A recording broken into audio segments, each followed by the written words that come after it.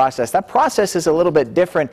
It can be a little bit confusing. So joining us tonight to talk about it is retired state senator and Century High School government teacher Evan Frasure. Evan, thanks again for joining us on these questions here, because the caucus is quite different. But before we get to that, the Idaho Republican Party moved up its primary in hopes of getting more presidential attention. We've got Romney, who's been here and coming back, Santorum, who's coming. I mean, has it been mission accomplished with that idea to move it up? No question about it. It's Idaho now becomes a player in Republican politics. And we're tied in with Super Tuesday. You have 10 other states along with Idaho on that date. That becomes the big nomination period. And especially this year, where you have, actually we have 5 candidates on the ballot here in Idaho. 4 of them are polling quite strong, and you could have any one of 3 different winners win this caucus. So it's exciting for Idaho to have a chance to be involved in the process. And it's different. The caucus process is not just one where you show up, you cast your vote, and leave. And you can show up at any time during the day.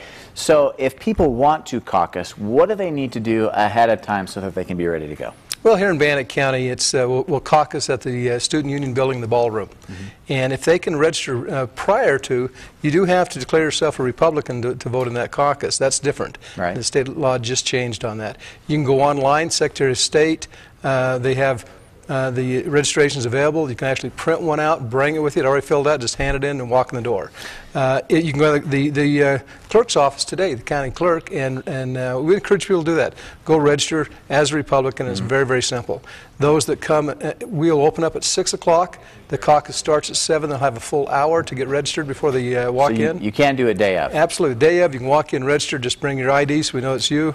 And it's quite easy to do. And a lot of times people have to worry about where they might go, which district they might be in to vote, but this is each county holds a spot. Here's a list of the counties so far that have decided where they're going to caucus, but you'll notice a couple of counties missing in eastern Idaho because they don't know where they're going to have it yet. You know, first time they've ever done it. And so it's interesting to see the scramble, you might say, to create the process for the very first time. And the wild thing for us is we have no idea what numbers to expect. The primary is still in May. On May 15th, you can vote for all the other offices, and we'll sort through that process in the primary. This is simply a caucus for the president, the Republican nomination for President of the United States. So you get there at 7, and then what happens? At 7 o'clock, it's winner take all. So we'll have all the ballots. Those 5 names will be on there, and if any one of them get a majority of the vote, so 50%. It's not just a plurality. It's just It's 50% plus 1 vote. They win Bannock County, and they'll get all the delegates from Bannock County, and it's proportioned according to our voting strength from around the state. So each county will be apportioned a number of votes. So in Bannock County, if they don't get on the first ballot, we eliminate the bottom one, have a second ballot.